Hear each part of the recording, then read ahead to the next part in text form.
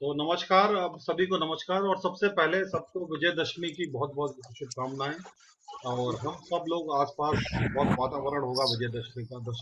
धर्मेश्वरी जी भी आ गई हैं। नमस्कार मैम। तो बहुत आज एक माहौल है पूरा विजयदशमी का। कल बहुत जगह रावण जलाए गए और बहुत जगह रामलीलाएँ चल रही थी। बहुत लोग इन्वॉल्व होंगे रामलीला में और ख़ास तौर से हम लोगों की तो हम उन लोगों में से हैं जिनकी शुरुआत ही कभी ना कभी रामलीला में छोटे-मोटे पात्र करके हुई। और धीरे-धीरे जब हमें नाटक करने में मज़ा आने लगा तो हमने थिएटर ही अडॉप्ट कर लिया। तो ऐसे बहुत लोग होंगे रंगकर्मी, और आप में से बहुत सारे ऐसे लोग होंगे जो कभी ना कभी रामलीला में किसी न किसी तरह से इन्वॉल्व ज़रूर हुए होंगे, या कोई जुड़ाव ज़रूर रहा होगा रामलीला के साथ। तो रामलीला का एक पुराना इतिहास है। और रामलीलाएँ जैसी खेली जाती हैं और बहुत प्रकार की रामलीलाएँ हैं। और आज का हमारा कार्यक्रम भी यही है, थोड़ा-सा ये समझने के लिए कि रामलीला का फैलाव कहाँ-कहाँ है पूरी दुनिया भर में। और बहुत सारी वीडियोज़ हम हमारी टीम ने बनाई है। और ख़ास तौर से रामलीला में के अलग-अलग पैटर्न हैं। जैसे कि कई लोग तो बहुत आजकल रामलीला बहुत इम्प्रोवाइज़ करके भी करते हैं, लेकिन रामलीला में ख़ास तौर से चौपाइयाँ, दोहे होते थे और वो पढ़े जाते थे, गाए जाते थे। और ख़ास तौर से रामलीला सिर्फ़ एक रामलीला ना होते हुए एक सामाजिक करण भी होता है एक अलग तरीके का, जिसमें बहुत समाज के लोग मिलके रामलीला करते हैं। क्योंकि सुनील भाई भी आए यहाँ पे। ये सेवानगर की रामलीला करते हैं और ये रामलीला सेवानगर की इतनी हिट है, रही है, और एक अलग अंदाज़ की रामलीला है। बड़े किस्से हमने सुने हैं इनसे रामलीला के, ख़ास तौर से वहाँ के। और साथ में एनलाइटेड कुमुद के कुछ बच्चे भी हैं, ये भी रामलीला करते हैं। और उसके अलावा हमारी टीम भी है। और टीम के काफ़ी मेंबर्स अपनी जो हैं वीडियो भी वो ऑन कर। रामलीला में, हमारी टीम के मेंबर्स भी इन्वॉल्व रहते हैं। ख़ास तौर से मैं अगर नाम लूँगा तो पूजा हमारी टीम में है जो रामलीला में काफ़ी इन्वॉल्व रहती है, और बाकी लोग भी। तो सबसे पहले अंशु जी से ही शुरुआत करते हैं। अंशु जी, थोड़ा-सा आप अंशु जी को एक बार दोबारा से, कोई परिचय की ज़रूरत नहीं, लेकिन दोबारा से बताता हूँ कि कवि हैं, जाने-माने कवि, और बहुत आंदोलनकारी हैं, और काफ़ी इलाहाबाद में जो आंदोलन होते हैं उनमें काफ़ी सक्रिय रहते हैं। और तो अंशु जी, थोड़ा-सा रामलीला के बारे में अगर आप एक शुरुआत में कुछ बोलें, उसके बाद फिर हम थोड़ा वीडियोज़ देखने का सिलसिला शुरू करें। अगर इस संदर्भ में आप बोलें तो अच्छा लगेगा। अंशु जी, हाँ। जी। अ, हाँ, हाँ। बहुत ये जैसा कि कहा जाता है हरि अनंत हरि कथा अनंता, वैसे ही रामलीला की जो कथा है वो भी अनंत है। अब माना ये जाता है आमतौर पे कि तुलसीदास जी ने इस संस्कृति के प्रसार के लिए, जी, जी। राम कथा के प्रसार के लिए अपने जीवन काल में ही बनारस से रामलीलाओं की जी, शुरुआत की थी। और आज भी बनारस बहुत मशहूर है, खासकर रामनगर की रामलीला के लिए, जहाँ पूरा का पूरा शहर ही एक तरफ से उठ के दूसरे तरफ जाया करता था किले रामनगर के किले में होने वाली रामलीला को देखने के लिए।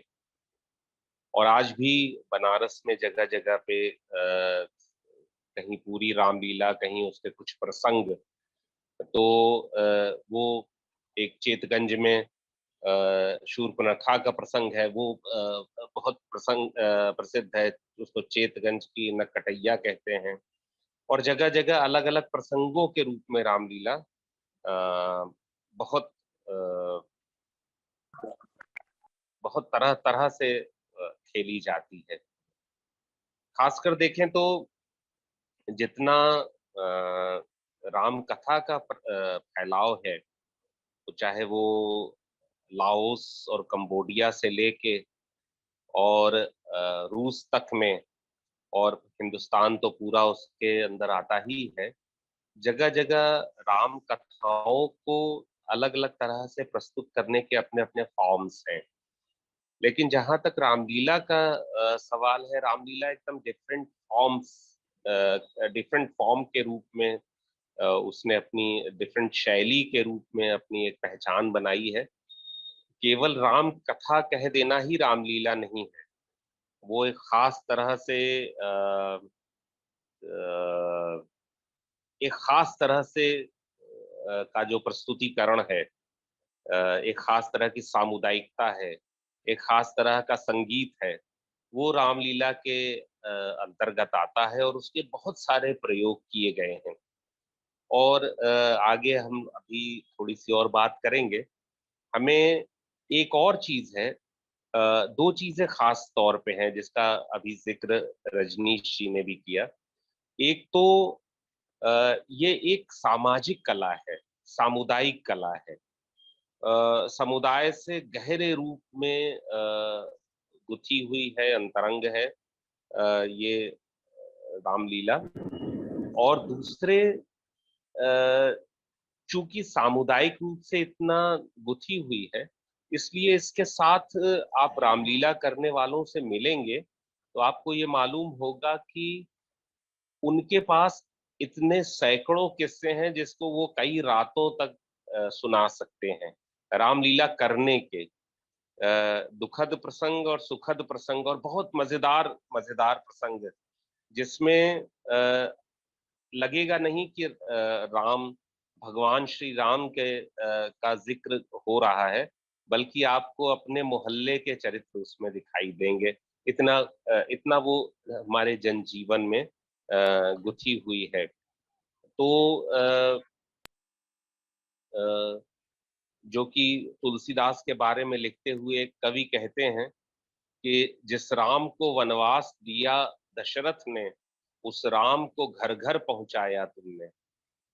तो तुलसीदास को ये श्रेय देते हैं कि उनके पिता ने भी उन्हें घर से निकाल दिया था, लेकिन ऐसे राम को जिनको उनके पिता ने घर से निकाल दिया, तुमने उस ऐसे राम को घर-घर पहुँचा दिया। और उसमें इस राम कथा का बहुत बड़ा श्रेय है। हमें जब राम कथा का प्रसंग आता है, रामलीला का प्रसंग आता है, तो हम लोग को प्रेमचंद की कहानी रामलीला याद आती है, जिसमें और वो प्रेमचंद की रामलीला एकदम ठीक वैसी ही रामलीला है जैसे हमारे आस-पास गली मोहल्लों में होती रही है रामलीला। आज जी, जी। उसका स्वरूप बहुत बदल गया है। उस पे हम लोग आगे इस कार्यक्रम के दौरान बात करेंगे और वीडियोज़ देखने के बाद बात करेंगे। जी, जी। शुक्रिया। बहुत-बहुत धन्यवाद अंशु जी। और जैसा आपने अंशु जी ने बोला उसी बात को जोड़ते हुए थोड़ा-सा कि रामलीला एक सामाजिकरण भी है, हम लोग कैसे जुड़ के, मिल के रामलीला करते हैं।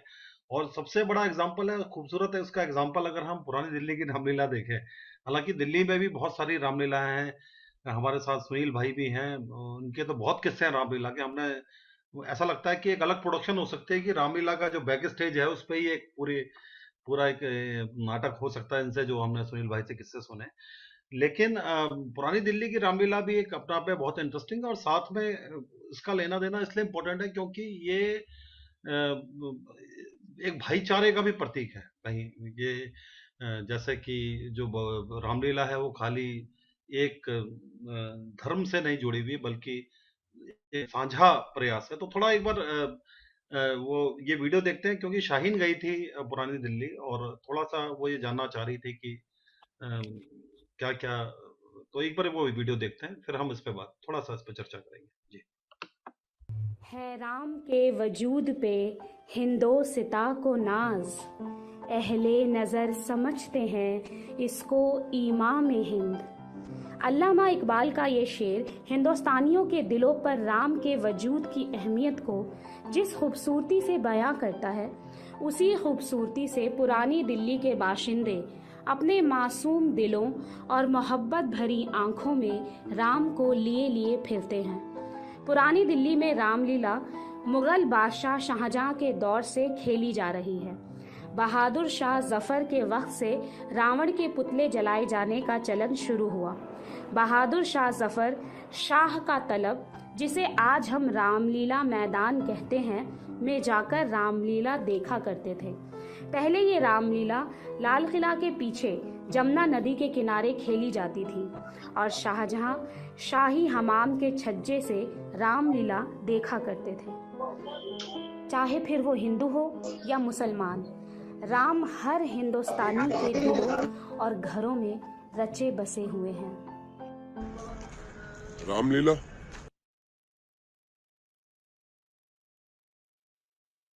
ये दूसरा साल है कि जबकि पुरानी दिल्ली में रामलीला नहीं खेली जाएगी, जो उदासी का सबब तो है, मगर इसने दिलों को नाउम्मीद नहीं किया, मायूस नहीं किया। फिर क्या हुआ जो हम इस बार भी पुरानी दिल्ली की रामलीला नहीं देख सकेंगे, मगर सुन तो सकेंगे खुद पुरानी दिल्ली के ही बाशिंदों की जुबानी। जब जमील साहब से पूछा गया कि रामलीला में उनका सबसे पसंदीदा किरदार कौन सा है, तो बड़ी मासूमियत से उन्होंने जवाब दिया, आप किसी भी भाषा में बता दो। तो उन्होंने बलिदान दिया है अपने लिए। हाँ। वो अच्छा लगा। अच्छा। हाँ, उन्होंने बलिदान जो दिया था वो और आप पहले कोई भेदभाव हमारा नहीं। रोज देखो डायग्नोस सभी चीज है सारे हैं। हाँ। लेकिन हमें सबसे बढ़िया लगता है हनुमान। हनुमान नहीं होते तो ना सीता बाप की अच्छी ना कुछ होता। 80% जो दुकानें थी ना मुसलमानों की थी, 80%। और रावण जो बनाते हैं वो भी आज भी मुसलमान ही बनाते हैं, कोई और नहीं बनाता। और मेरे ख्याल में अब भी कई रामलीलाओं के अंदर पार्ट जो निभाते हैं, कई हैं कलाकार जो मुसलमान होते हैं। नहीं वो जो कई पार्ट जो मुसलमान आज भी निभाते हैं। जामा मस्जिद के पास रफीक चिकन कॉर्नर पे रामलीला देखने आए लोगों की बेशुमार भीड़ होती है, जो कि पिछले 2 सालों से दिखाई नहीं देती। जगह मेरा फिश और चिकन का कारोबार है। अगर हम वहाँ लाल किले पे मेला लगता था ना, तो वहाँ पब्लिक जब घूम घाम के, जाहिर सी बात है भूख तो लगेगी। जब मेला ही नहीं लग रहा है तो कारोबार भी खत्म है। जो आपका त्योहार है वो हमारा त्योहार है, जो हमारे यहाँ आप भी जाया करते थे देखने? हम भी जाया करते थे, हमारे बच्चे, मेरी फैमिली हो गई, बच्चे जाया करते थे, वहाँ से सामान लेके आते, खुश होते थे बच्चे। क्या क्या सामान लेके आके खुश होते थे बच्चे? मतलब क्या क्या उनकी पसंदीदा चीजें मिलती थी? बच्चों की जो खिलौने हैं, खिलौने होते हैं और बम पटाखे वगैरह जो होते हैं दिवाली के, और बड़े खुश होते हैं। तो घर में कोई बड़ा या कोई बुजुर्ग ऐसे आपत्ति नहीं, मतलब ऐसे नहीं बोलते थे भाई नहीं जाना वहाँ देखने के लिए? नहीं, और कोई ऐसा ऐसा वाला ये तो ऐसे रहते थे और घर वाले ऐसा कुछ नहीं होता। और हम तो जब छोटे थे ना, चीटिंग कर करके झूलों में भी बैठे थे। मतलब बिना पैसे के? मतलब चीटिंग करी, आगे घुस गए, नीचे थे अंदर घुस गए, तो मतलब गुस्सा करते थे जब हम छोटे थे। अब क्रोकरी बिकती नहीं, पहले क्रोकरी की दुकानें यहाँ बाहर बहुत पूरे रोड पे ये फ्लाईओवर तक जो है ना, वहाँ तक दुकानें लगती वहाँ तक हैं। दुकानें लगती अब तो माहिरा मेरा नाम की रहती है। अब तो जाने में भी डर लगता है। हाँ। तो अगर हम टोपी लगा के चले यहाँ तो 10 जगह रोक लेते, भाई तुम अब क्यों? जो है ना, अब तो सुविधा पहले नहीं था। पहले नहीं था। पहले हिंदू मुसलमान सब एक साथ थे। रेहान साल भर गुल्लक में पैसे जोड़ता है रामलीला के मेले में खर्च करने के लिए। और खर्च किस पर? गोलगप्पों पर, पेस्ट्री पे, और हाँ, उसकी सबसे पसंदीदा चीज आग वाला पान। जैसे क्या क्या? गोलगप्पे होते थे, पेस्ट्री होती थी, और बहुत कुछ होते थे, समोसे, पेटी थे, सारे चीज़ होते थे, पान होते थे आग वाले। घर इसी रोड से निकलती, ये पूरे रोड पे इस रोड से निकलती थी। और भारी बावली वगैरह होती थी, निकलती थी। शबे गम कितनी ही लंबी क्यों ना हो, उसकी सुबह ज़रूर आती है। नाकामियाँ, मायूसियाँ दिलों को नाउम्मीद तो नहीं कर दिया करती।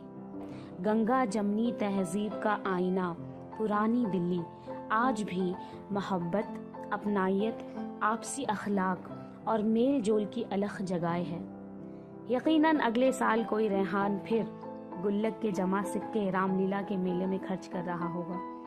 कोई जमील साहब अपने परिवार को हनुमान की बहादुरी के किस्से सुना रहे होंगे।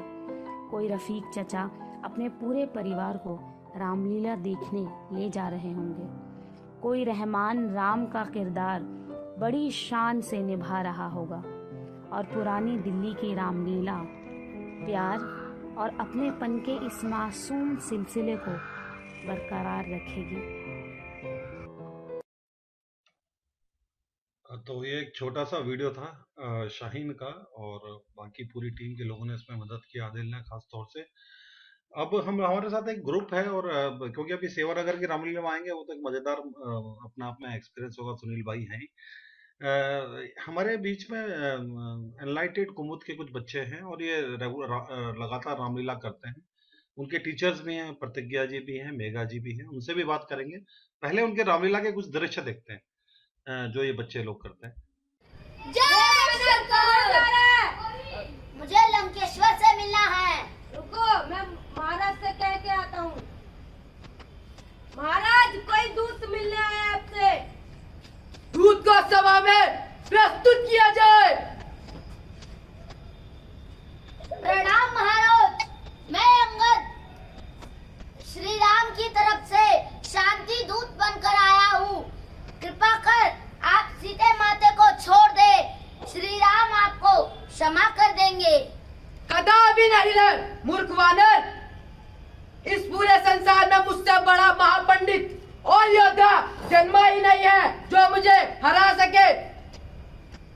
महाराज, आपने भी अभी श्री राम को देखा नहीं है। हे वानर, अगर तेरे को अपने प्राण प्यारे हैं तो वापस लौट जा लंकेश के द्वार से।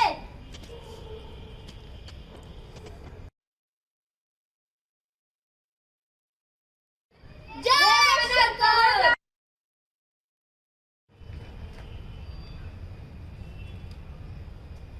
सीते, ओ सुंदरी सीते, मूर्खता ना कर, अपना ले मुझे, मैं तुझे महारानी बनाकर रखूंगा। चुप हो जा दुष्ट रावण। सीते मान जा, मेरी आज्ञा के बिना यहाँ कोई परिंदा भी पर नहीं मार सकता। तो वो कौन होता है जो यहाँ आ जाए? दुष्ट रावण चुप हो जा, मेरे प्रभु श्री राम अवश्य आएंगे और तुझे खाक में मिलाकर मुझे यहाँ से ले जाएंगे। हा हा हा, तेरी सारी बातें झूठी हैं। जा, मैं तुझे सोचने का एक पूरा माह देता हूँ।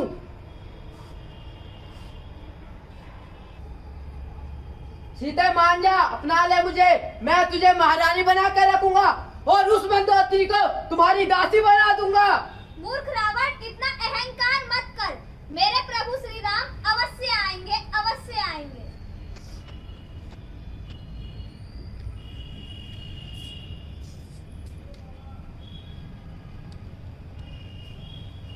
प्रणाम माते, मैं हनुमान श्री राम जी का भेजा हुआ दूत हूँ।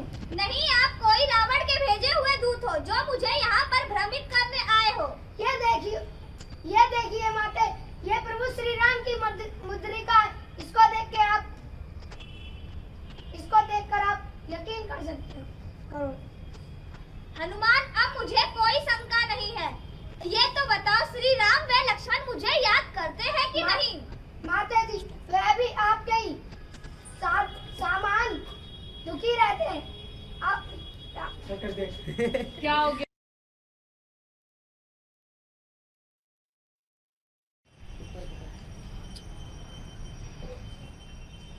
बाली बाहर निकल, बाली बाहर निकल। कहाँ छुप कर बैठा है? हिम्मत है तो सामने आ और मुझसे गदा युद्ध कर। बाली, मैं तुझसे आज आखिरी हिसाब करने आया हूँ। आज या तो मैं नहीं या तू नहीं। और खुशबरीब, क्यों मरना चाहता है? जा, भाग जा। डर गया क्या बाली? बाली किसी से नहीं डरता।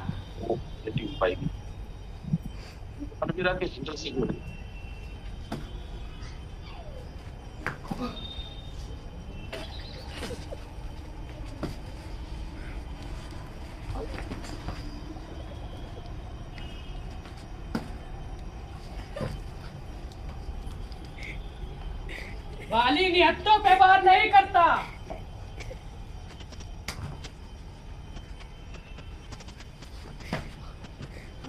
हो रही है।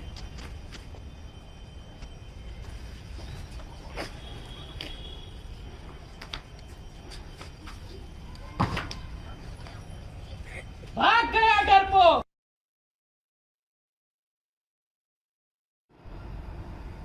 भिक्षां देहि, भिक्षां देहि, भिक्षां देहि। प्रणाम गुरुवर, रुकिए, अभी लेके आती हूँ भिक्षा। लीजिए गुरुवर, ये थोड़ा सा भोजन है, इसे आकर ले लीजिए। देवी कृपया करके आप इस रेखा से बाहर आके भोजन दे। गुरुवर, मैं इस रेखा से बाहर नहीं आ सकती। ये रेखा मेरे देवर लक्ष्मण ने खींची है। हम भिक्षु कभी भी किसी की बंधी हुई भिक्षा नहीं लेते हैं। ये भिक्षा लेना बहुत ही ज्यादा महापाप है, इसलिए आप कृपया करके बाहर आके भिक्षा दे। गुरुवर, मैं विवश हूँ। ये रेखा मेरे देवर लक्ष्मण ने खींची है और ये उनका आदेश है। तो फिर मैं जा रहा हूँ। मैं सोचूंगा तुम्हारे द्वार पे एक भिक्षु का अपमान हुआ है। रुकिए रुकिए गुरुवर, मैं अभी आती हूँ। लीजिए गुरुवर।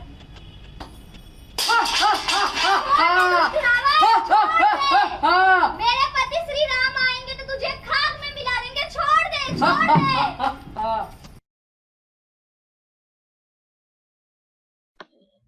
तो बहुत बहुत धन्यवाद दीपक, थैंक यू। और हमारे साथ चलो ये भी चला दो, वीडियो चला दो, चला दो। हाँ।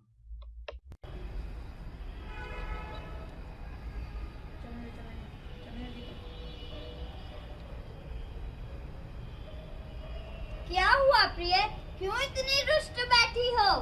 महाराज, आपको याद है आपने मुझे 2 वचन मांगने को कहा था जब मैंने आपकी युद्ध भूमि में रक्षा की थी। हाँ प्रिय, मुझे अच्छी तरह याद है। तो बोलिए, अब क्या मांगना चाहती हैं? हम अवश्य पूरा करेंगे। महाराज, राम को 14 वर्ष का वनवास और मेरे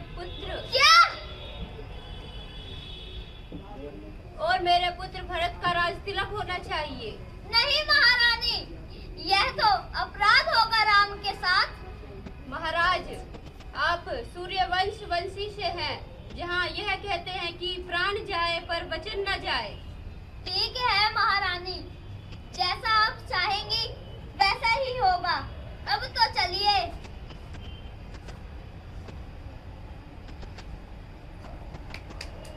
बहुत बहुत धन्यवाद। और मुझे उम्मीद है कि पसंद आई होगी। ये बाल रामलीला है और खास तौर से हम भी देखते हैं कि बच्चों की एक अलग रामलीला बन जाती है। तो हमारे बीच में मेघा जी हैं और अंकिता जी हैं एनलाइटेड कुमुद से। तो आपका स्वागत है प्रेरणा जी। और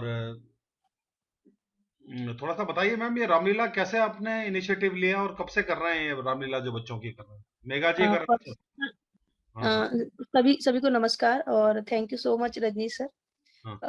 ये रामलीला हर साल हम राजीव गांधी में भेजते हैं और मैं आपको बता दूं, जब से एनलाइटेंड बना है लास्ट 3 ईयर में, तो जो हमारा थिएटर ग्रुप है, जैसे मैंने आपको हमेशा ही बताया है एनलाइटेंड के बारे में कि हमारा थिएटर, डांस और योगा ग्रुप अलग चलता है।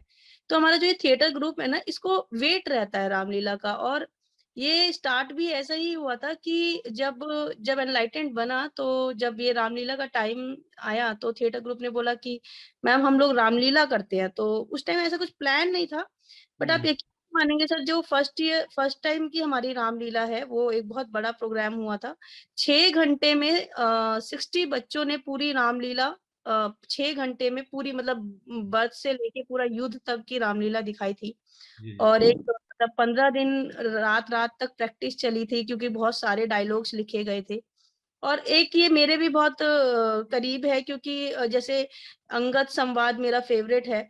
तो स्टार्टिंग से मुझे था कि मुझे बच्चों को कल्चर से जोड़ना है, क्योंकि इस एथिक्स और कल्चर जो है, इंडियन वैल्यूज जो हैं, कहीं ना कहीं स्लम्स जब हम अर्बन स्लम्स में काम कर रहे हैं ना, तो ये बहुत मायने रखता है कि आप ये वैल्यूज उनको सिखाइए। तो रामलीला एक अपने आप में पूरा वैल्यूज का एक, मतलब मुझे लगता है माँ ग्रंथ है कि उसमें आप राम का कैरेक्टर दिखा रहे हैं। जैसे इस दशहरे पे भी हमने रावण जलाया, तो बहुत ही अच्छा लड़कियों ने बोला, मेरे पास अराउंड 50 गर्ल्स हैं, कि मैडम इस बारी का जो रावण है वो राम नहीं जलाएगा। तो मैंने बोला क्यों? तो उन्होंने बोला कि नहीं, कलयुग का रावण सीता जलाएगी। तो मैंने कहा ये भी एक अच्छी थॉट है।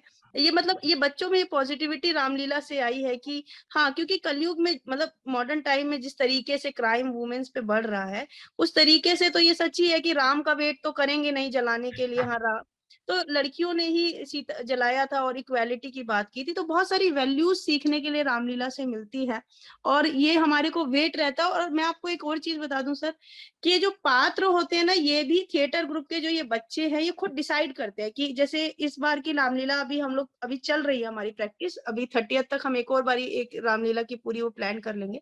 तो इस बार कुछ नए पात्र लेके आए हैं, जैसे हनुमान ने सिंदूर क्यों लगाया था, तो बच्चे ना भी आगे से आके बोलते हैं मैडम इस बार हम वही पुराने वाली चीज वो नहीं दिखाएंगे, कुछ नया दिखाएंगे। जैसे पहले वाले में ये मतलब केकई और दशरथ संवाद नहीं है, लेकिन इसमें दिखाया गया था। तो इसी वजह से उसके बाद से तो ऐसा ट्रेंड ही हो गया है एनलाइटन का कि रामलीला का बनता ही है। और मोस्टली इसीलिए ये स्टार्ट की गई कि हम लोग एथिक्स पे काम कर रहे हैं और हम टाइम टू टाइम सारे बच्चे योगा में मंत्र सीखते हैं, चाहे गायत्री मंत्र है चाहे महामृत्युंजय, क्योंकि बहुत बहुत जरूरी है वैल्यूज को क्रिएट करना इनके बीच में, जिस तरीके से क्राइम रेट है और जिस तरीके से एजुकेशन हमारा सिस्टम है।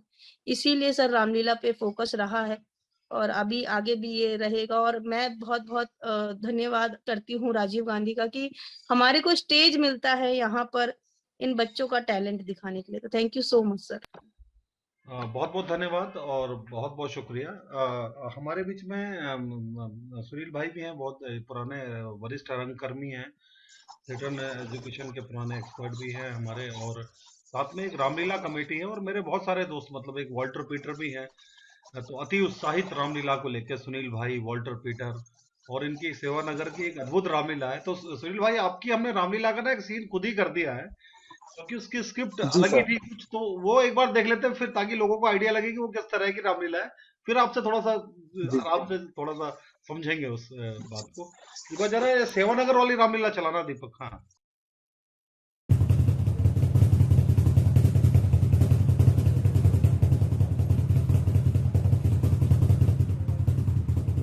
सीता, हुआ हूं मोहित तुम्हारे मन से, सुधी को अपनी भुला भुला कर, जरा रहम कर ओ संग दिल, न मार मुझको रुला रुला कर। खड़ी सिरहाने अचल ये कहती है शान तेरी हिला हिला कर, न पाएगा सुख कभी भी हरगिज किसी को नाहक सता सता कर। नहीं तो समझी कि कौन हूं मैं, डराती आंसू दिखा दिखा कर। खड़ी है तुझसे बहुत सी आगे, सरों को अपने झुका झुका कर। अरे ओ पापी, अरे ओ पापी, ना है इतना, किसी को नाहक सता सता कर, वो तेरा सब बल निकाल देंगे चरक चरक पर चढ़ा चढ़ा कर। ये देख खंजर संभल जा अब भी, कहूं मैं तुझको सुना सुना कर। यहीं यहीं परिंदों में डाल दूंगा मैं टुकड़े तेरे बना बना कर। मिटा ले अपना भरम खुशी से रावण, मिटा ले अपना भरम खुशी से, तू जोर अपना लगा लगा कर। अरे ओ कायर, भला तू किसको डराता खंजर दिखा दिखा कर। सीता, तू फूल है किंतु तुझमें सुगंध नहीं। तू चला जा ना कर मुझसे ज्यादा कलाम। ऐसी बातों का होगा ना अच्छा अंजाम। यही कहती हूँ मैं, बुरा है ये काम, जहर अपने ही हाथों से खाना हुआ। क्या करूं ऐ दिल दीवाना हुआ। तू दीवानी हुई जिनका घर है न घर। नहीं, अगर उनका है घर तो तुझे क्या फिक्र। ना मालूम ना जाने कैसे करते हैं गुजर। मांगने तो तेरे घर नहीं आते, मगर मुझे इस बात का भी क्या ताना हुआ। क्या करूं ऐ दिल दीवाना हुआ।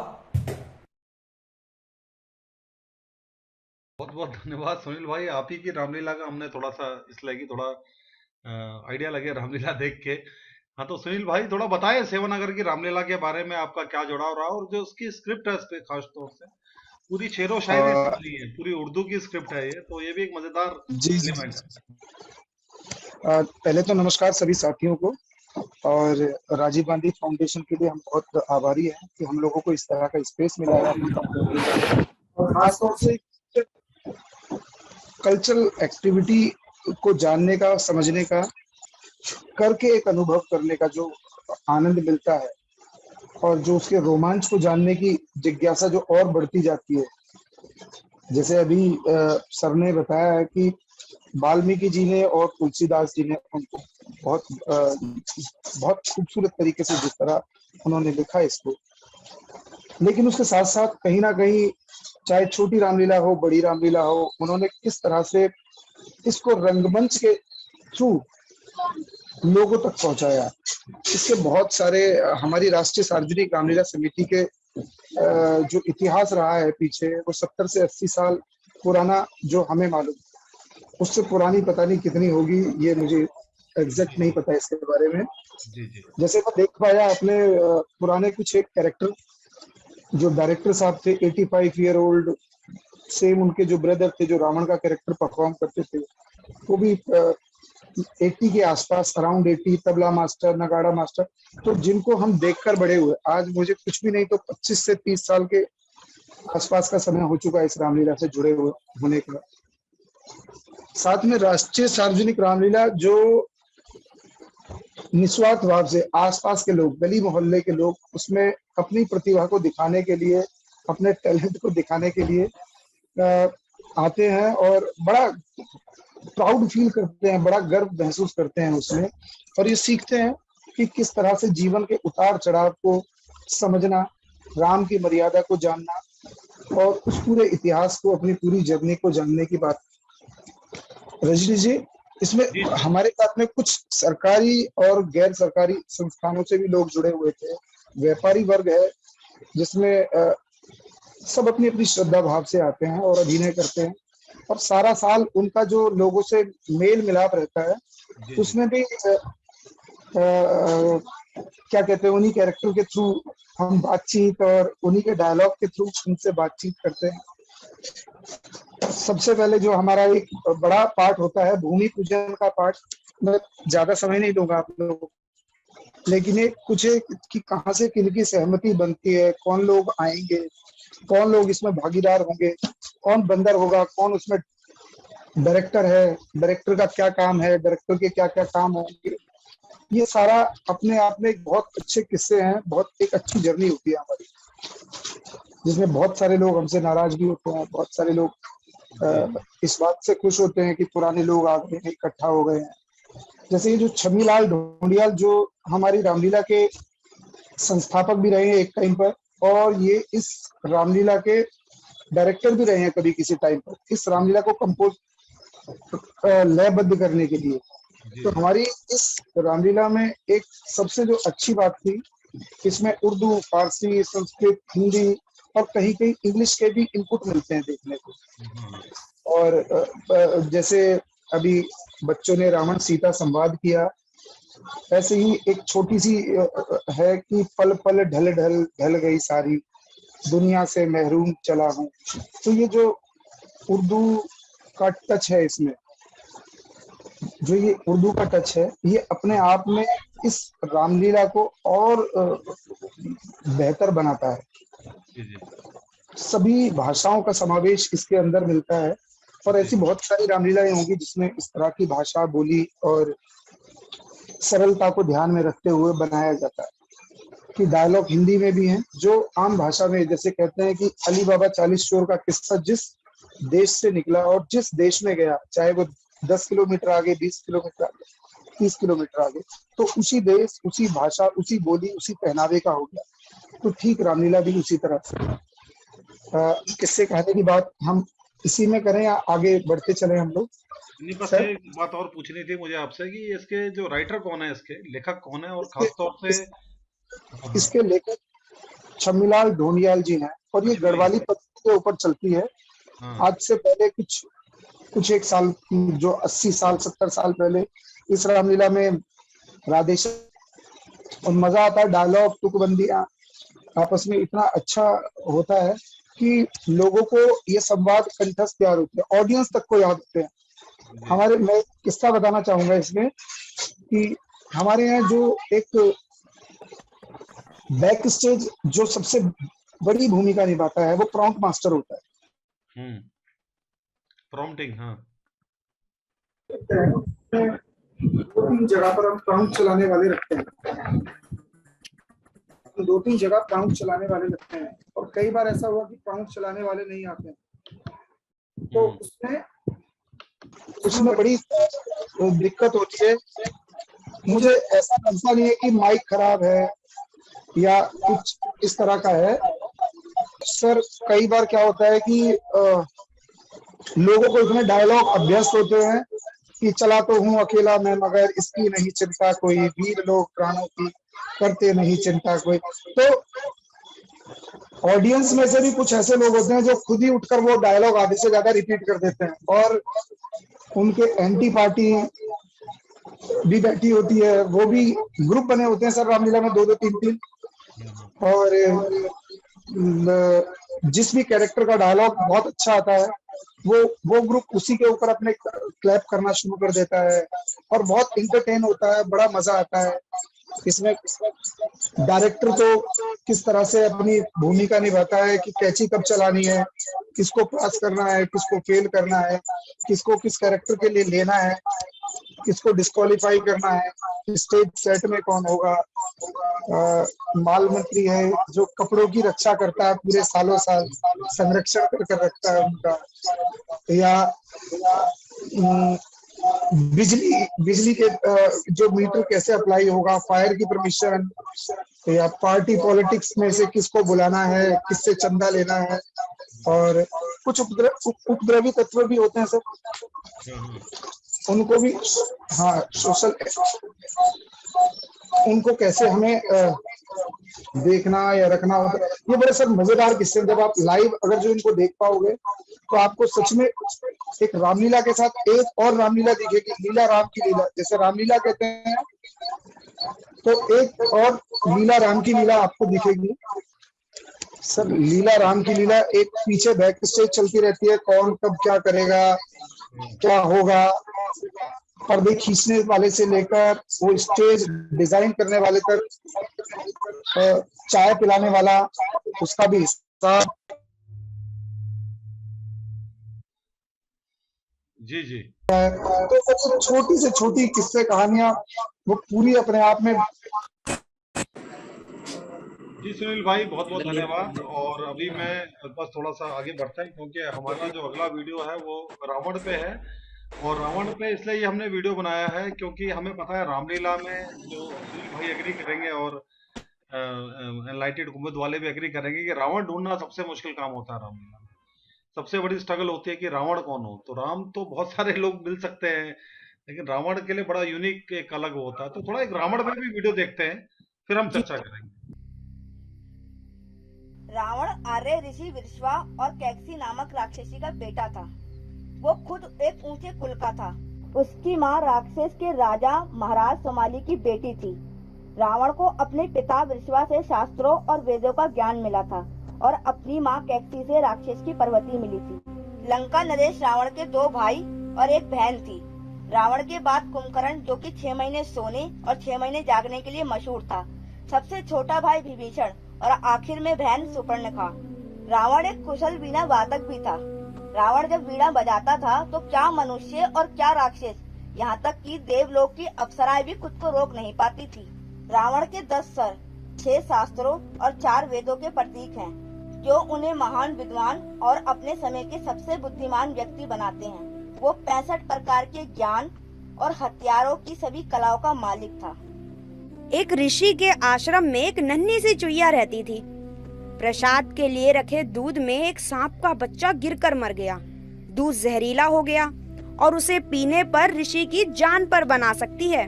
वो चुईया उस गर्म दूध में कूदकर अपने जीवन त्याग देती है। उस चुईया को दूध से बाहर निकलता देखकर वो दूध नहीं पीते। उसे फेंकते समय उसमें सांप पड़ा देखते हैं। ध्यान लगाकर दिव्य दृष्टि से देखने पर वो सारी घटना समझ जाते हैं। ऋषि के मन प्राण उस दयालु चुईया की ओर खिंचे चले जाते हैं। ऋषि उस दयालु चुईया को एक सुंदर कन्या के रूप में बदल देते हैं। कन्या के स्याने होने पर उसकी कोख से अंगद का जन्म हुआ, जिसे महापराक्रमी बाली ने अपने बेटे के रूप में स्वीकार कर लिया। इसी कन्या को दशानन रावण ने अपनी बीवी के रूप में स्वीकार किया। वो कन्या मंदोदरी थी। वो एक बेटे की माँ है, ये जानते हुए भी रावण ने खुले दिल से उसको अपना लिया। एक बार रावण जब अपने पुष्पक विमान से यात्रा कर रहा था तो रास्ते में एक जंगल से गुजर रहा था। उस जगह के पहाड़ पर शिव जी ध्यान मग्न बैठे थे। शिव के गण नंदी ने रावण को रोकते हुए कहा, इधर से गुजरना सभी के लिए बंद है, क्योंकि भगवान तप में मग्न है। रावण को ये सुनकर गुस्सा आया। उसने अपना विमान नीचे उतारकर नंदी के सामने खड़े होकर नंदी का अपमान किया और फिर जिस पर्वत पर शिव विराजमान थे उसे उठाने लगा। पर्वत हिलने लगा तो माता पार्वती ने पूछा, ये पर्वत क्यों हिल रहा है प्रभु? मेरा भक्त रावण मुझे पर्वत सहित लंका ले जाना चाहता है।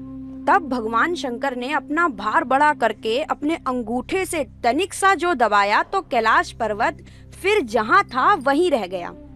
इससे रावण का हाथ दब गया और वह क्षमा मांगते हुए कहने लगा, शंकर शंकर क्षमा करिए, क्षमा करिए, और स्तुति करने लग गया। ये क्षमा याचना और स्तुति ही कालांतर में शिव तांडव स्तोत्र कहलाया। एक बार रावण शिव की आराधना कर रहा था। शिव को खुश करने के लिए रावण ने अपना सिर काटकर भगवान शिव को चढ़ा दिया। हर बार जब अपना सिर वो काट कर देता तो एक नया सर प्रकट हो जाता। रावण की भक्ति भाव से खुश होकर भगवान ने रावण को दशानंद होने का वरदान दिया और साथ ही साथ ये भी वरदान दिया कि रावण के प्राण जब तक कोई नहीं ले पाएगा जब तक कि उसकी नाभि पर प्रहार नहीं करता। तुलसीदास जी ने बताया है कि जब रावण सीता का अपहरण करने जाता है तो वो सीता की वंदना भी करता है। मन महाचरण वंदन सुख माना। रावण सीता से कहता है, अलौकिक सीमित दृष्टि से तो तुम केवल राम की पत्नी हो, लेकिन माँ तू तो जगत जननी है। राम और रावण दोनों तेरी संतान हैं। माता पिता योग्य संतानों की चिंता नहीं करते, वो अयोग्य संतानों की चिंता करते हैं। राम तो हमेशा से ही योग्य है, उनके उद्धार का प्रश्न ही नहीं उठता। मैं हमेशा से ही अयोग्य हूँ, मेरा उद्धार करो माँ, और ये तभी संभव है जब तुम मेरे साथ चले। इस प्रार्थना को सुनकर सीता रावण के साथ चली जाती है। वो सीता का अपहरण करता है, वो सीता को धमकियां देता है, लेकिन बल का प्रयोग नहीं करता। महाराज, कहो माल्यवान। सेतु बंद के अवसर पर राम रामेश्वर शिवलिंग की स्थापना करना चाहते हैं, लेकिन राम की अर्धांगिनी सीता तो यहाँ है। राम का शिव पूजन पूरा नहीं हो पाएगा और ये मुझे स्वीकार नहीं। रावण सीता को साथ लेकर राम तक जाता है। राम, ये रही तुम्हारी सीता, इसे वामांग में जगह दो और शिव पूजन पूरा करो। मुझसे बड़ा विद्वान पंडित आचार्य तुम्हें कहाँ मिलेगा? मैं ही पूजा का काम शुरू करवाऊंगा। पूजा खत्म होने के बाद राम रावण को प्रणाम करते हैं। रावण उन्हें आशीर्वाद देता है। हे राम, तुम्हारी जय हो। राम, सीता तुम्हारे पास आ गई है, तुम चाहो तो उसे रोक सकते हो। मैं लौट जाऊंगा। तुमने सीता का अपहरण किया है, अब मैं उसे शक्ति से ही वापस पाऊंगा। राम, तुम धन्य हो, ये उत्तर तुम्हारे ही अनुकूल था। रावण राम की प्रशंसा करता हुआ लौट जाता है। राम को राज्य लिप्सा नहीं है, रावण जानता था, इसलिए उसने जानबूझकर विभीषण को अपने से अलग किया, जिससे लंका का राज्य उसके ही वंश के भले इंसान के हाथ में रहे। और इस तरह उसने विभीषण को बचाकर 1,00,000 पूत 1,25,00,000 नाती ते रावण दिया ना बाती की बात को झुटला दिया। युद्ध के दौरान जब लक्ष्मण मूर्छित हो जाते हैं तब सुषेण वैद्य को लंका से बुलाया जाता है। हे लंका नरेश, क्या मुझे उपचार के लिए जाने की अनुमति है? आप अवश्य जाइए। घायल और मृत केवल घायल और मृत हैं, वो दुश्मन या दोस्त नहीं। मृत हमसे ससम्मान संस्कार पाने का और घायल हमारी सेवा और सहानुभूति पाने का अधिकारी है। आप जाइए। रावण कुंभकर्ण को जगाने जाता है। कुंभकर्ण पहले तो उसकी निंदा करता है, साथ ही साथ उसकी चुटकी भी लेता है। दशानन, तुम मायावी हो। राम का रूप धारण करो और सीता को प्राप्त कर लो। ये भी किया, किंतु नाकाम रहा। अच्छा, वो कैसे? राम का रूप धारण करते ही मेरा रूप तो बदल जाता है, लेकिन साथ ही मेरी पापी बुद्धि भी नष्ट हो जाती है। मैं क्या करूं? शत्रु को इससे बड़ा सम्मान और क्या दिया जा सकता है। किसी बादल का गिलाफ पहने जब जब सूरज को देखा है, ऐसा लगा है कि बादल का गिलाफ हजार हजार ढंग से सूरज को बंद रखना चाहता है, लेकिन सूरज है कि वो बादल को चीरते हुए बोलता है। बार बार ऐसा लगता है युगों से भले ही रचनाकारों ने रावण पर बादलों के गिलाफ पहनाए हैं, लेकिन रावण है कि बार बार लगातार उन बादलों की उजली कोरों से मुखर होता है और उसके व्यक्तित्व के सुनहले रुपहले रेशे रेशे हमें अपनी ओर आकर्षित करते हैं।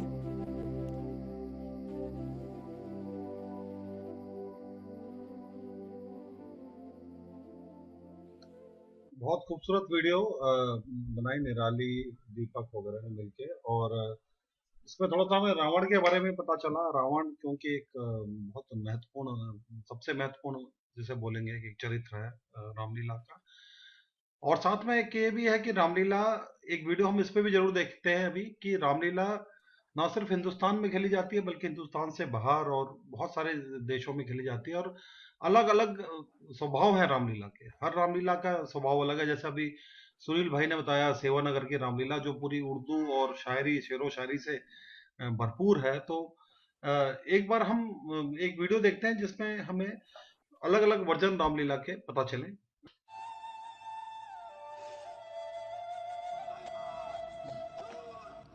रामलीला या राम का नाटक भगवान राम के जीवन का एक ऐसा नाटकीय रूपांतरण है जो पृथ्वी पर उनके अवतार का जश्न मनाता है। रामलीला का कार्यक्रम भारत में मनाए जाने वाले प्रमुख सांस्कृतिक कार्यक्रमों में से एक है। भगवान राम के जीवन पर आधारित यह रामलीला लोक नाटक है। इस कार्यक्रम का इतिहास काफ़ी प्राचीन है। ऐसा माना जाता है कि रामलीला की शुरुआत उत्तर भारत से हुई थी और यहीं से इसका हर जगह प्रचार प्रसार हुआ। रामलीला को लेकर कई सारे ऐसे ऐतिहासिक प्रमाण मिले हैं जिससे ये पता चलता है कि ये त्यौहार 11वीं शताब्दी से पहले से मनाया जा रहा है। हालांकि इसका पुराना रूप महर्षि वाल्मीकि के महाकाव्य रामायण पर आधारित था, लेकिन आज के समय में जिस रामलीला का मंचन होता है वो रामलीला गोस्वामी तुलसीदास के रामचरितमानस पर आधारित होती है। देश के कई स्थानों पर नवरात्र के पहले दिन से रामलीला का मंचन शुरू हो जाता है और दशहरे के दिन रावण दहन के साथ इसका अंत होता है। वाराणसी के रामनगर में मनाए जाने वाली रामलीला 31 दिनों तक चलती है। इसी तरह ग्वालियर और प्रयागराज जैसे शहरों में मूक रामलीला का भी मंचन किया जाता है, जिसमें पात्रों द्वारा कुछ बोला नहीं जाता बल्कि सिर्फ अपने हाव भाव द्वारा पूरे रामलीला कार्यक्रम का मंचन किया जाता है। आज़ादी से पहले लाहौर से लेकर कराची तक रामलीला कार्यक्रमों का आयोजन किया जाता था, जिसमें हिंदुओं के संग मुसलमान भी बड़े ही उत्सुकता के साथ देखने जाते थे। स्वयं मुगल बादशाह बहादुर शाह जफर के शासनकाल में उनके दरबार में भी उर्दू भाषा में अनुवादित रामायण सुनाई जाती थी। चित्रकूट की रामलीला लगभग 470 साल पुरानी है। यहाँ अलग अलग समुदाय को निश्चित भूमिकाएं सौंपी जाती हैं। दिनों के नाम अध्याय के नाम पर जाते हैं, जैसे वनगमन, हनुमान मिलन आदि। कुमाऊं की रामलीला की खास बात यह है कि नाटक में अभिनय करने वाले पात्र किसी नाटक मंडली से नहीं जुड़े रहते, बल्कि वे आम लोगों से आए सामान्य कलाकार ही होते हैं और महज 20-22 दिनों में ही दक्षता पा लेते हैं। यहाँ संवाद गीतों के रूप में आधारित हिंदुस्तानी रागों पर होते हैं। यहाँ उर्दू और नेपाली शब्दों का प्रयोग होता है। साथ ही इसमें अहम भूमिका में मुसलमान होते हैं। हिमाचल की रामलीला करीब 90 साल पहले जयसिंहपुर से शुरू हुई थी। यहाँ की रामलीला में मुख्य भूमिका ब्राह्मण समुदाय के लोग निभाते हैं और संवाद में संस्कृत के शब्दों का प्रयोग किया जाता है। रामलीला कई देशों में मौजूद है, जैसे Malaysia, Indonesia, Thailand, Cambodia, Myanmar, Laos, Mauritius, Trinidad और टोबैगो, फिजी आदि। दक्षिण पूर्व एशियाई देशों में रामलीला बहुत पुरानी है और रामायण के अपने संस्करण पर आधारित है। ये हिंदू शासकों के द्वारा प्राचीन काल में हिंदू धर्म के प्रसार के कारण है। त्रिनिदाद और टोबैगो, गुयाना आदि देशों में रामलीला 19वीं शताब्दी के दौरान भारतीय प्रवासियों द्वारा पेश किया गया। लाओस, यहाँ वाल्मीकि रामायण का मंचन होता है। गाने बजाने के साथ डांसिंग, पेंटिंग और थिएटर भी इसमें देखने को मिलता है। लाओस के राष्ट्रीय महाकाव्य फरा लाख फरा राम की कहानी राम कथा से मिलती है। इसका अधिकांश भाग भगवान बुद्ध पर आधारित है। इसमें हिंदू देवता के भी वर्णन हैं। शब्द लाख का मतलब लक्ष्मण से है, जो राम के नाम से मौजूद बुद्ध के साथ हर जगह खड़े मिलते हैं। सूरीनाम। रामलीला में पात्रों के नाम सूरीनाम में थोड़े बदल जाते हैं, पर इसे लेकर यहाँ के लोगों में खास उत्साह रहता है। इसका सीधा प्रसारण होता है। नई तकनीकों का प्रयोग भी खूब होता है। डच प्रभाव की वजह से भगवान राम, रामत जांद्रे और सीता सियाते हो जाती हैं। हिंदी और डच के मिश्रण से तैयार ये रामलीला अलग ही आकर्षण पैदा करती है। जापान व चीन। जापान के लोकप्रिय कथा संग्रह होबुत्सुशु में संक्षिप्त राम कथा संकलित है। इसकी रचना तैरानो यसुयोरी ने 12वीं शताब्दी में की थी। कथा का स्रोत चीनी भाषा का ग्रंथ 6 परिमिता सूत्र है।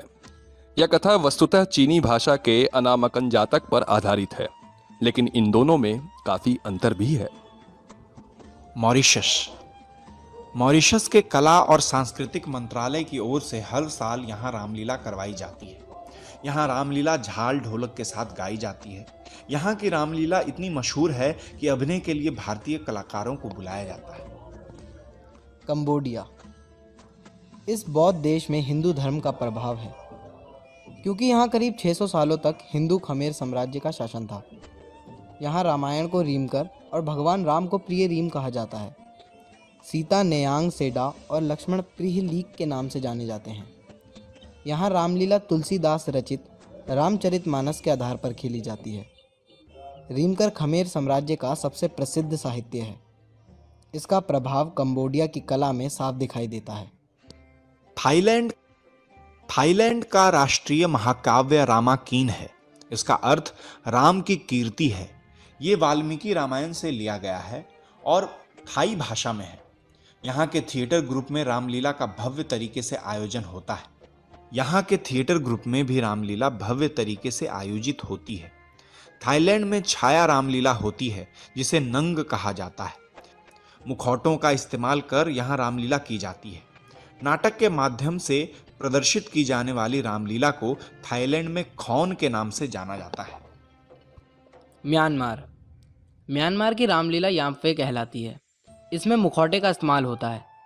यहाँ के लोग हास्य रस के बहुत प्रेमी होते हैं, इसीलिए याम्फे में विदूषक यानी क्लाउन की भूमिका मुख्य मानी जाती है। यहाँ की रामलीला में ऐसा बहुत कम होता है जब रंगमंच पर विदूषक उपस्थित ना हो। रामलीला आरंभ होने से पहले 1-2 घंटे हास परिहास चलता है। नृत्य और गीत संगीत के कार्यक्रम होते हैं। इंडोनेशिया।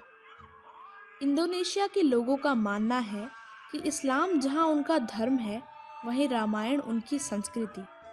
यहाँ लोग 9वीं सदी में लिखी जावानीज वर्जन ऑफ रामायण को मानते हैं। इंडोनेशिया के जावा में प्रम्बनाम मंदिर में सेंद्रातारी रामायण लगभग साल भर चलती है।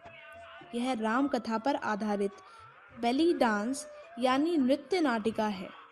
इसमें सीता हरण, मारीच मरण जैसे दृश्य देखने को मिलते हैं। इसमें एक बार में सैकड़ों कलाकार हिस्सा लेते हैं। कभी कभी कलाकारों की संख्या 800 भी पार कर जाती है।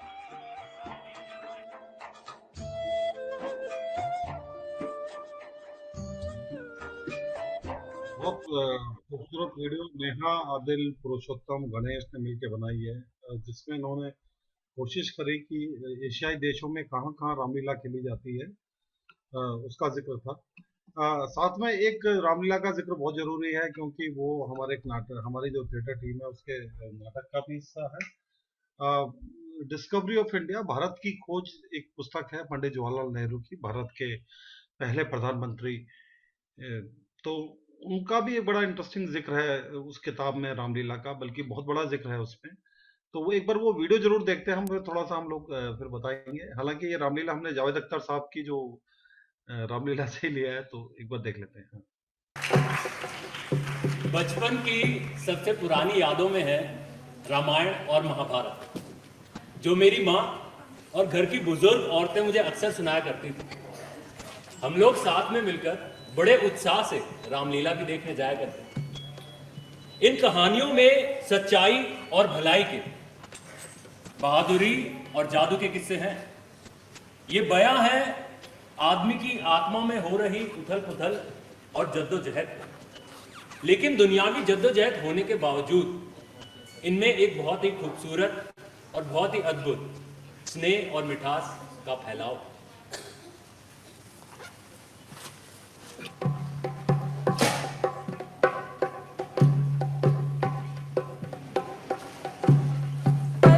पल है भारी, वो विपदा है आई, मोहे बचाने अब आओ रघुराई, आओ रघुवीर आओ, रघुपति राम आओ, मोरे मन के स्वामी, मोरे श्री राम आओ।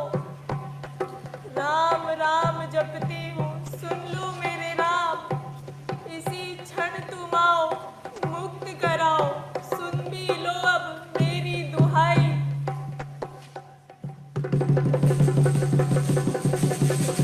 राम को भूलो, ये देखो रावण आया,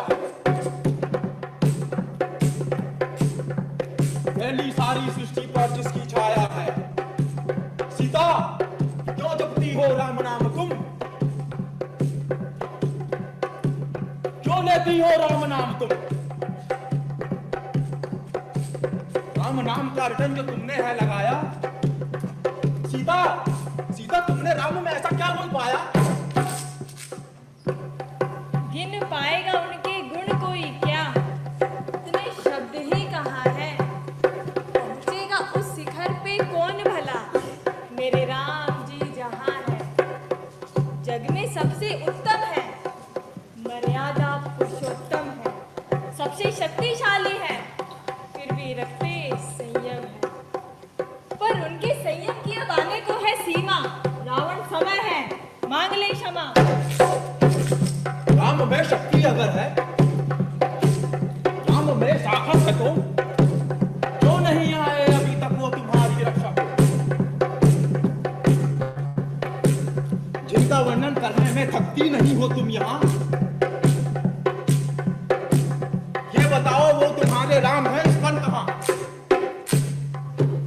राम हृदय में है मेरे, राम ही धड़कन में, राम मेरी आत्मा में, राम ही जीवन में, राम हर पल में है मेरे, राम है हर सांस में, राम हर आशा में मेरी, राम ही हर आस में, राम ही तो करुणा में है, शांति में राम है, राम ही है एकता में, प्रगति में राम है, राम बस भक्तों नहीं शत्रु की भी चिंतन में है, देख तज के पाप रावण, राम तेरे मन में है, राम तो घर घर में है, राम हर आंगन में है, मन से रावण जो निकाले, राम उसके मन में है, राम उसके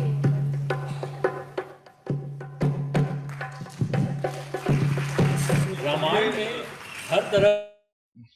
तो ये हमारे नाटक का भी सीन था। हालांकि ये जो बड़ा फेमस गाना है पल पल है भारी, जावेद अख्तर साहब का रामलीला सॉन्ग, उसका हमने इसमें इस्तेमाल किया था क्योंकि बहुत खूबसूरत शब्द थे और हमें लगा कि बिल्कुल एक रामलीला। तो हालांकि अभी हम जो भारत एक खोज का नया भाग कर रहे हैं, उसमें एक नई रामलीला हम लोग कोशिश कर रहे हैं कि नई रामलीला का मंचन हो और ये रामलीला इस्तेमाल ना हो।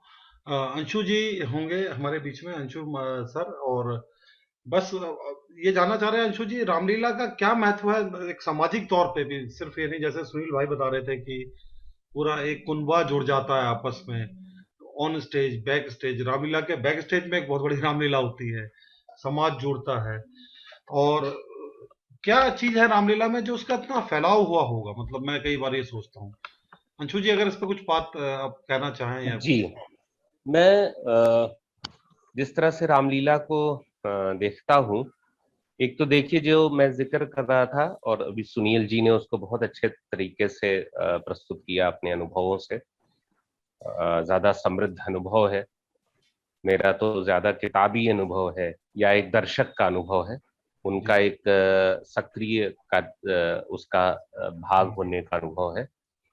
तो जिस तरह से रामलीला होती रही है हमारे समाज में, वो अलग से जरूरी नहीं है, उसका एक हिस्सा है जहां उसमें कलाकार भाग लेते हैं। लेकिन एक बड़ा हिस्सा अगर रामलीलाओं का, जो अनौपचारिक रामलीलाएं होती हैं, वो कलाकार नहीं होते हैं, वो उसी समुदाय का हिस्सा होते हैं जो साल भर अपना खेती किसानी मजदूरी करते हुए और साल भर वो दोहे चौपाई गाते हुए और साल भर वो ढोलक बजाते हुए, हारमोनियम बजाते हुए एक तरह से अभ्यास और रियाज में ही रहते हैं। इसीलिए आप देखेंगे कितने लंबे लंबे संवाद, वो भी छंद में याद रखना बहुत मुश्किल होता है, लेकिन लोगों को याद रहते हैं। मैंने अभी कुछ साल पहले तक 3-4 साल रेगुलर वृंदावन की रामलीला देखी, जो कि यूं तो कृष्ण का इलाका है, कृष्ण की लीला होती है वहां पे, लेकिन वहां की रामलीला उसका एक अलग रंग था, उसमें ब्रजभाषा का रूप था। हालांकि बीच बीच में रामचरितमानस के दोहे और चौपाइयां भी इस्तेमाल किए गए थे। और दूसरा तो ये जैसे जैसे सामुदायिकता का विघटन हुआ है, आप देखिएगा कि रामलीला ज्यादा आधुनिक ड्रामा के करीब आती चली जा रही है। उसका एक वजह यह है कि उस तरह से हमारे समाज में सामुदायिकता का लोप हुआ है। अब शहरों में ज्यादातर आप देखेंगे तो रामानंद सागर के टीवी सीरियल रामायण का साउंड ट्रैक चलाकर और उस पे भव्य एलईडी स्क्रीन्स और आधुनिक टेक्नोलॉजी का इस्तेमाल करके वो एक आधुनिक नाटक के रूप में रामलीला का मंचन होता है। हालांकि रामलीला अभी भी उसको कहते हैं, लेकिन दरअसल रामलीला जो एक फॉर्मेट है, जिसमें जो एक संगीत नाटक का फॉर्मेट है और जिसमें ज्यादातर रामचरितमानस का आधार लिया जाता है, वो धीमे धीमे कम हो रहा है मेरी समझ से, और ज्यादा वो आधुनिक एक ड्रामा का रूप लेता जा रहा है। लेकिन अभी हम लोगों ने जैसे एक वीडियो में देखा,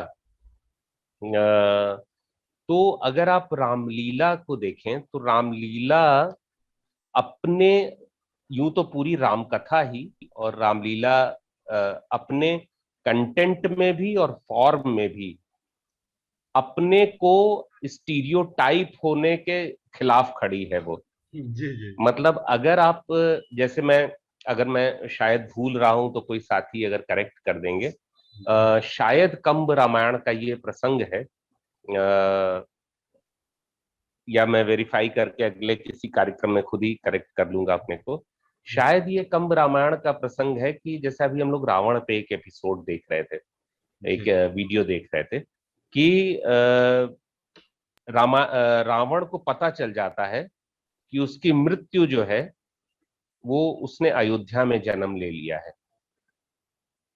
तो वो सोचता है कि अभी तो बच्चा ही है, चल के अभी ही मार दें तो हमेशा के लिए अमर हो जाए, अपनी मृत्यु को ही मार दें।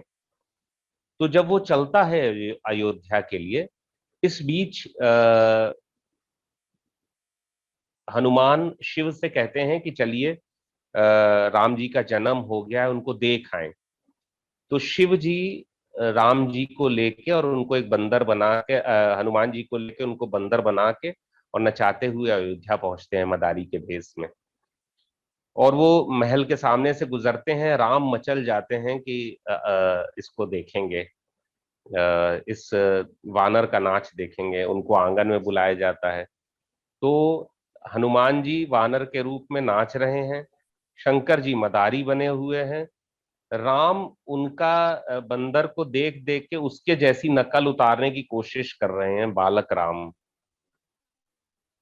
ये सब हो रहा है प्रसंग, और इसी बीच रावण वहां पहुंचता है और एक खंबे के पीछे छुप के देखने लगता है, और थोड़ी देर बाद राम के उस रूप पे मोहित हो जाता है और अपने मन में ये कहता है कि अगर मौत इतनी ही खूबसूरत है तो इसको आने दो, फिर इससे क्या बचना। तो रावण जितना उदात्त बन के आता है, अब आप रावण को स्टीरियोटाइपिंग अगर करने की कोशिश करेंगे तो रावण उसके बाहर चला जाएगा। राम की स्टीरियोटाइपिंग करने की कोशिश करेंगे, राम उससे बाहर चला जाएगा।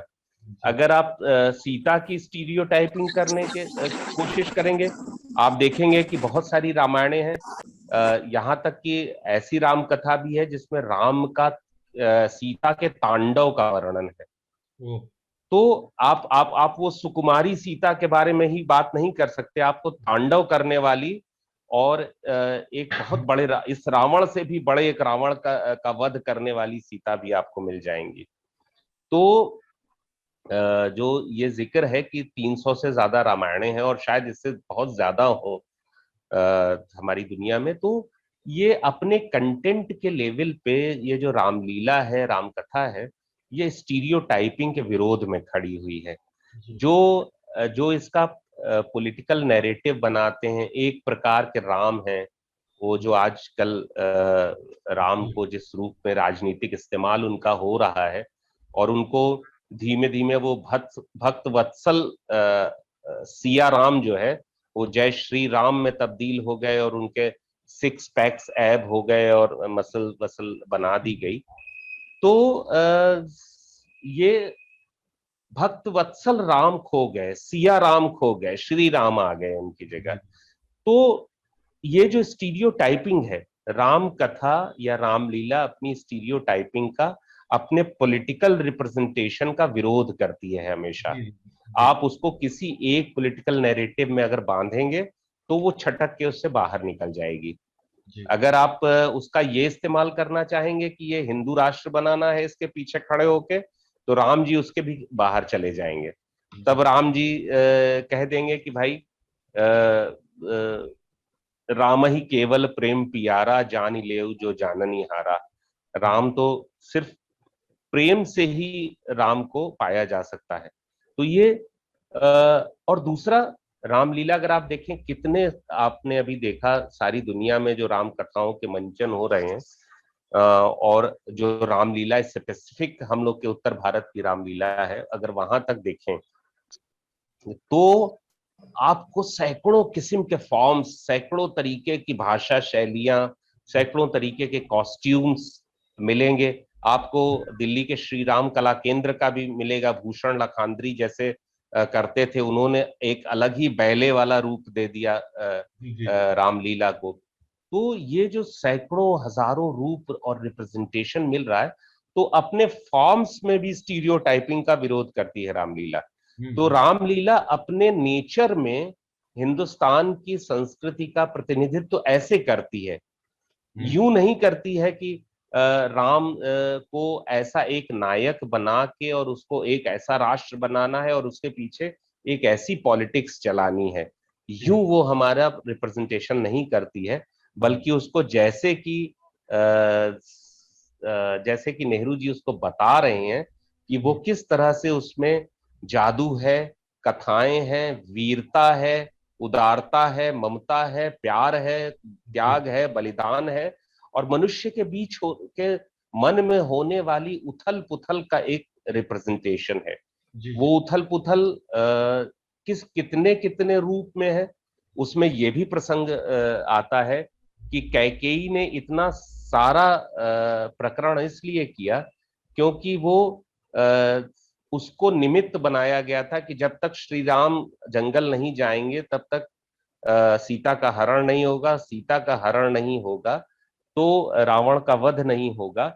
इसलिए कैकेयी इस कार्यभार को अपने ऊपर लेती है और अपने को खलनायिका बनाती है, लेकिन इतना बड़ा दायित्व को अंजाम देती है। तो देखिए, कैकेयी भी उस स्टीरियोटाइपिंग से बाहर निकल गई। जी। रावण उस स्टीरियोटाइपिंग से बाहर है, राम बाहर है, हनुमान बाहर है।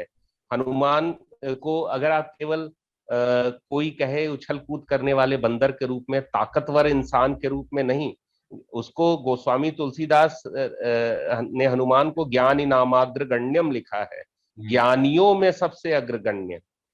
तो ये इस मामले में राम कथा हिंदुस्तान को और बहुत हद तक महाभारत भी हिंदुस्तान के कल्चर को रिप्रेजेंट करती है क्योंकि ये बहुविध है, ये भांति भांति की है। मेरे पास एक पुस्तक है, कभी हम लोग उस पर आगे चर्चा करेंगे, जिसमें एक पूरी किताब इस बात पे है कि तुलसी और राम पे मुसलमान शायरों ने, ऐसे शायर जिनकी अकीदत इस्लाम पे थी, उन्होंने क्या क्या लिखा है तुलसी के बारे में और राम के बारे में। तुलसी के बारे में डॉक्टर बशीर अहमद मयूख लिखते हैं, रख दिया है राम को शब्दों में तुमने ढाल कर, शेर सुनिएगा, रख दिया है राम को शब्दों में तुमने ढाल कर, जिस तरह माता जवां करती है बेटा पाल कर। तो तुलसी को राम की माँ के रूप में, कि जैसे तुमने तो अपने हाथ से एक इतना बड़ा चरित्र गढ़ दिया, रख दिया है राम को शब्दों में तुमने ढाल कर, जिस तरह माता जवां करती है बेटा पाल कर।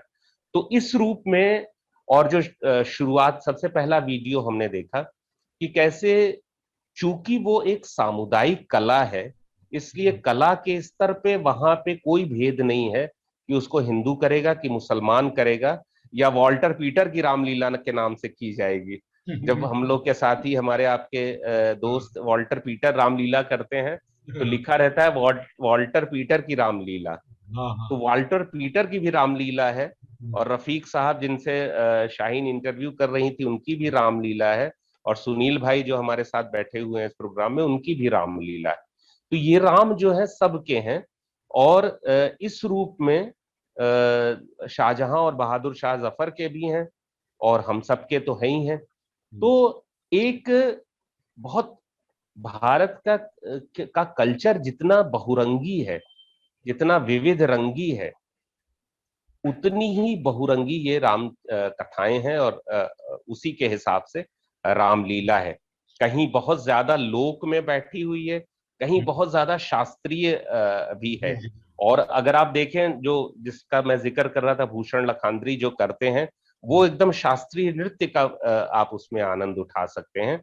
और किसी गांव में आप देखें तो आपको वो नौटंकी शैली के करीब एक लोक नाटक जैसी आपको महसूस होगी। तो मैं तो इसी रूप में देखता हूं कि अपने भारत का, अपने हिंदुस्तान का ये एक जो रंग है, रंग बिरंगा एक जो हमारा चेहरा है, वो रामलीला में पूरी तरीके से उभर कर आता है।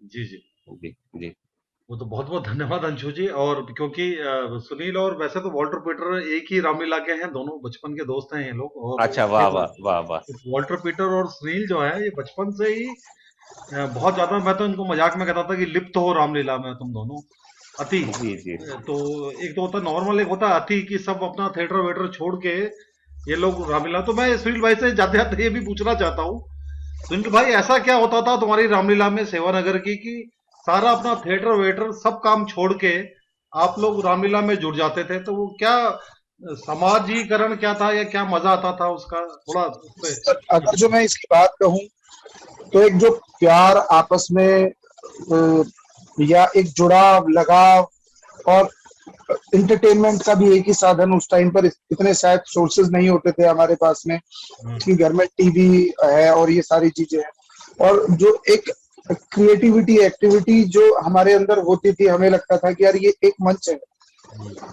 जहां पर जाकर अपने आप को एक प्लेटफॉर्म है जहां जाकर अपने आप को हम प्रेजेंट कर सकते हैं, और नए नए तरीकों से, नई नई बोली भाषाओं से, हर एक जाति के पर्सन से मिलते थे, चाहे वो हिंदू हो, मुस्लिम हो, सिख हो। तो कोई पानी भरकर ला रहा है, कोई ब्रेड कुछ लेकर आ रहा है, और लगता था कि ये काम मेरा काम है, ये खुद का काम लगता था। तो आज भी ऐसा लगता है कि जब भी ये मौसम, ये महीना आता है रामलीला का, तो वो दोबारा वैसी खुशबू उड़नी शुरू हो गई है, दोबारा वही एक मंच है जिसके आसपास चहलकदमी होनी शुरू हो गई है। फ्लैशबैक में चले जाते हैं, बहुत सारी नई चीजें जुड़ जाती हैं, और कुछ एक बातें मैं जैसे किस्से के रूप में बताना चाह रहा था कि बहुत सारे मनमुटाव साल में हो जाते थे किसी ना किसी कारण से, कि यार तूने ये अच्छा नहीं किया, तूने ऐसा नहीं किया, वैसा नहीं किया। लेकिन जब एक कैरेक्टर की बात होती थी, कैरेक्टराइजेशन की बात होती है, या एक परफॉर्मेंस की बात होती थी, कहीं झुककर वो कुछ कह रहा है कि भ्राताश्री आप मुझे माफ कर दीजिए, मैंने शायद गलत सोचा, वो भरत के रूप में भूमिका, लेकिन वो इतना सही इनपुट, इतनी सी ही बात, वो जो पुराने गर्द लगे मैल लगे कपड़े होते थे उनको एकदम से ऐसे धो डालते थे यार, फिर दोबारा एक नई ऊर्जा का उत्साह मन के भीतर उमड़ पड़ता था। और यही किस्से कहानी होती है जो पूरे साल दर साल चलती रहती है और ये अपने आप में जिंदा रखती है हम लोगों को। जी, और बहुत खूबसूरत होता है जब पूरा समाज मिलजुल के एक प्रयास करता है, और खास तौर से ऐसे तो बहुत ये हम मूवमेंट हालांकि खो रहे हैं। अब रामलीला का जाना, रामलीला को देखना, अब थोड़ा थोड़ा हम बहुत ज्यादा ऑनलाइन भी हो गए हैं, पर मुझे लग रहा है कि वो एक अलग ही माहौल बनता होगा, अलग ही उल्लास पूरा रहता है उस पूरी प्रक्रिया में। जब हम लोग कहीं पे भी रामलीला का इनिशिएटिव लेते हैं, मंचन करते हैं, ऑन स्टेज, बैक स्टेज, और तो बस आज का कार्यक्रम भी इतना ही था। बस हम लोग ये चाह रहे थे कि जैसे ये रामलीला में रामलीला का सिर्फ ऑन स्टेज नहीं, थोड़ा बैक स्टेज का भी हमें पता चले कि किस तरह से समाज जुड़ता है एक चीज को करने के लिए, और एक समाज अलग अलग जिम्मेदारियां लेता है, लोग अपने अपने हिसाब से उसमें जिम्मेदारी लेते हैं, और तो वो ये जो जुड़ना है समाज का, ये बहुत इंपॉर्टेंट है रामलीला में मेरे हिसाब से। अंशु जी लास्ट में जाते हुए बस जी, अभी जो बात सुनील भाई कह रहे थे, और मुझे तो बहुत इनकी बातें सुनने में लग रहा है कि काफी देर तक मैं सुनता ही रहूं, इतना मजा आ रहा है। तो मैं ये सोच रहा था कि जैसे तुलसीदास जी ने क्या किया कि उन्होंने किस तरह से मतलब एक ऐसे चरित्र की रचना की, वो चाहे वाल्मीकि रामायण से प्रेरणा लेके और चाहे अन्य जगहों से प्रेरणा लेके, जो ईश्वरों का ईश्वर है लेकिन वो एक साधारण मनुष्य है। जी जी, वो बन बन रोता भी है अपनी पत्नी के विछोह में। हे खग मृग हे मधुकर श्रेणी, तुम देखी सीता मृग नैनी।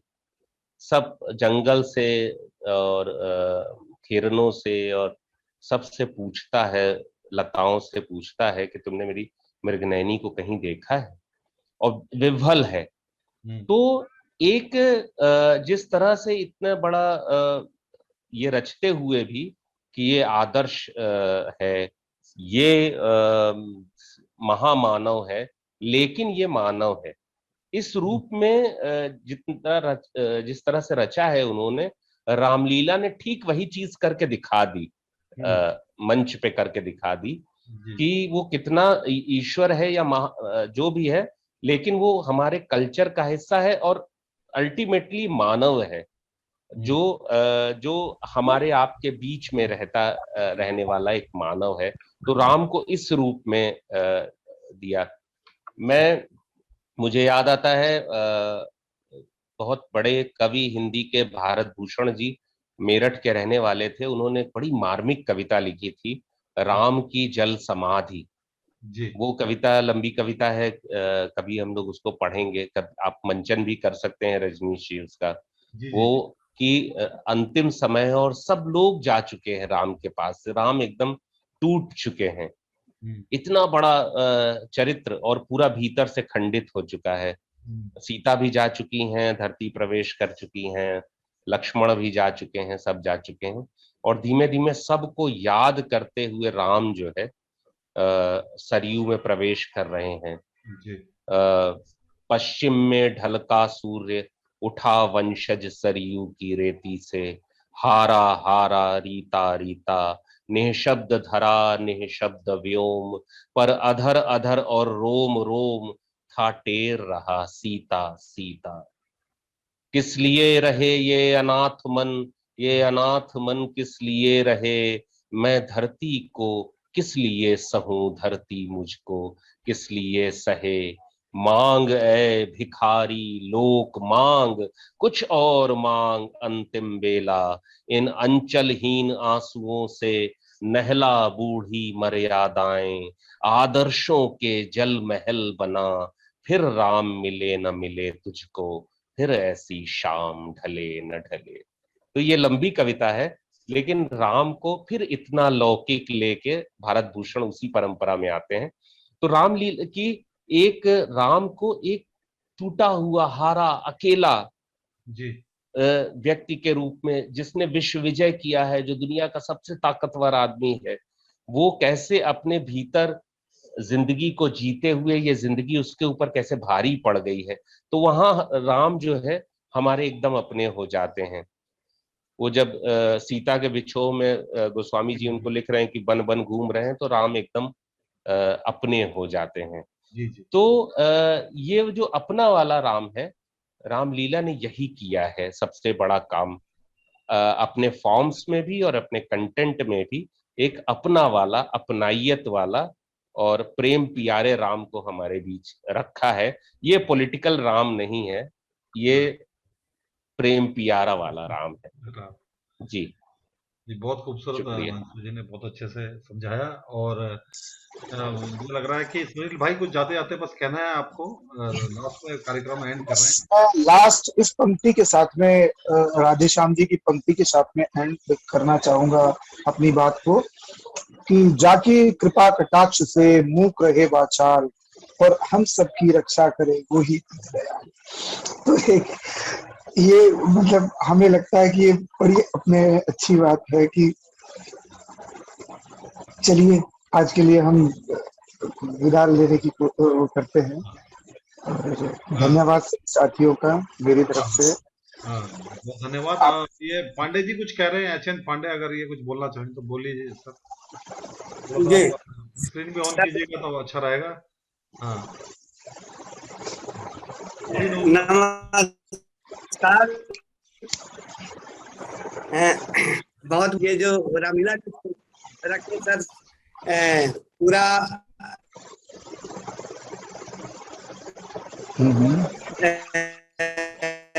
वाल्मीकि रामायण का और तुलसी जी का जो में और अच्छे तरीके से बताया, इसके लिए बहुत बहुत।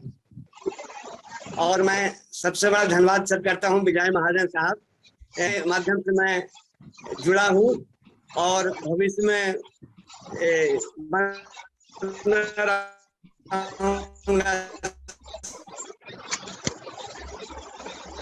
जी सर धन्यवाद। थोड़ा आपकी आवाज भी थोड़ा सा इंटरनेट का भी इशू लग रहा है, लेकिन बहुत बहुत धन्यवाद। मैं समझ पा रहे हैं आपकी बात।